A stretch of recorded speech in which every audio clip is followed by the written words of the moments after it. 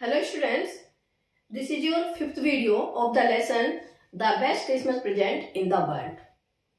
तो स्टूडेंट्स आपने देखा है कि जो आपकी फर्स्ट नहीं कर रही हूँ मैं, second, third and fourth video में जो मैंने आपको पढ़ाया था वो पूरा लेटर ही था जो जिम मैकफरसन ने अपनी वाइफ कोनी मैकफरसन को लिखा था। यानी कि इतना लॉन्ग लेटर वो लिखा था, यानी कि यू कैन से कि राइटर अब तक वो लेटर ही पढ़ रहा था।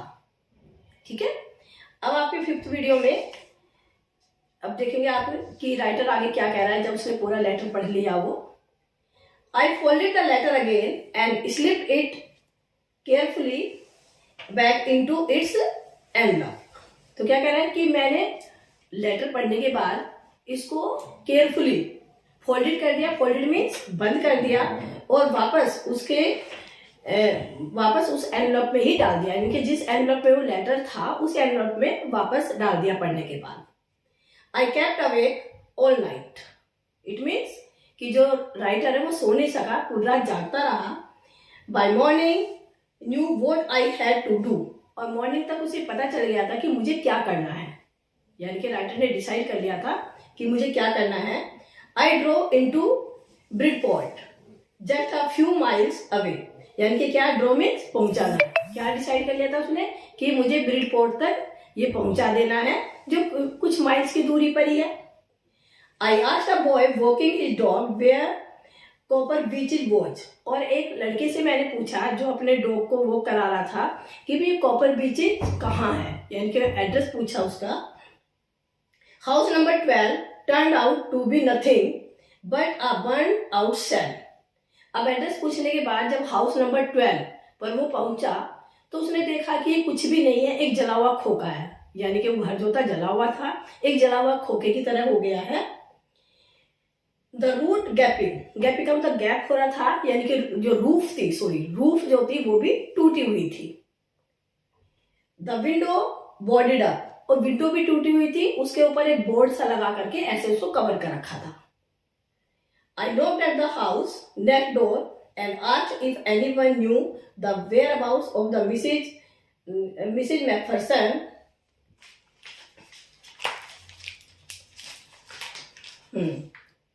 I knocked at the house next door. तो फिर राइटर क्या कह रहा है कि जब वहां पे तो उसने बर्न हाउस देखा, जला हुआ घर देखा, तो फिर नेक्स्ट डोर यानी कि जो पड़ोस में दूसरा घर था उस पे नॉक किया राइटर ने जाकर के।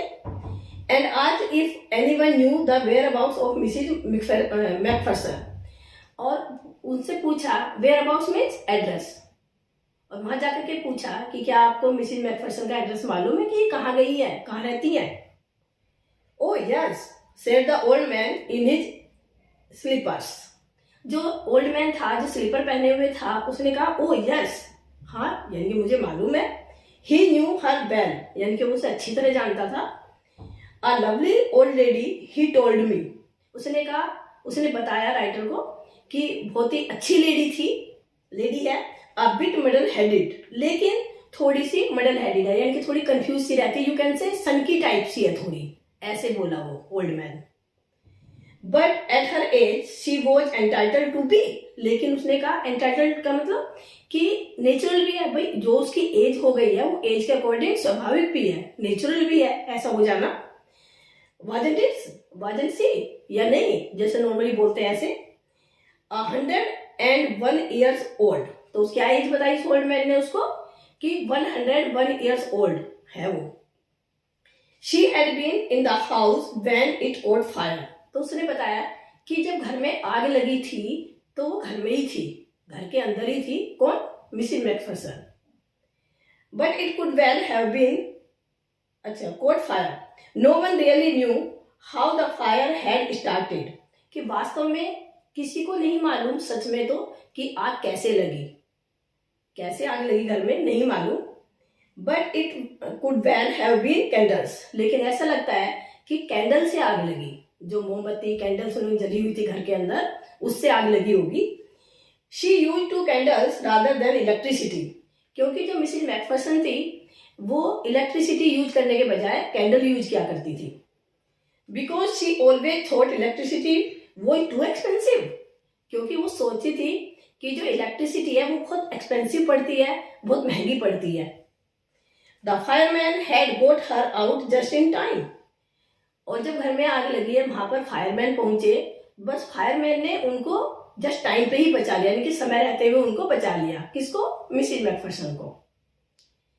She was in a nursing home now, he told me, Burlington House on the Dorchester's road on the other side of the town. तो क्या बताया? She was in a nursing home now.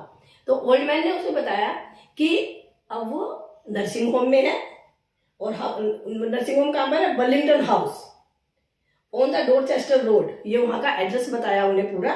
On the other side of the town, यानी कि town के दूसरे side पर एक nursing home है, बर्लिंगटन हाउस, और डोरचेस्टर रोड है, और वहां पर उस नर्सिंग होम में वो है। I found Burlington house nursing home easily enough. तो राइटर क्या कह रहा है कि जो नर्सिंग होम था, ये नर्सिंग होम का नेम क्या दिया हुआ है इसमें? बर्लिंगटन हाउस नर्सिंग होम, कि मुझे इजीली मिल गया, यानी कि प्रॉब्लम नहीं हुई, इजीली मिल गया।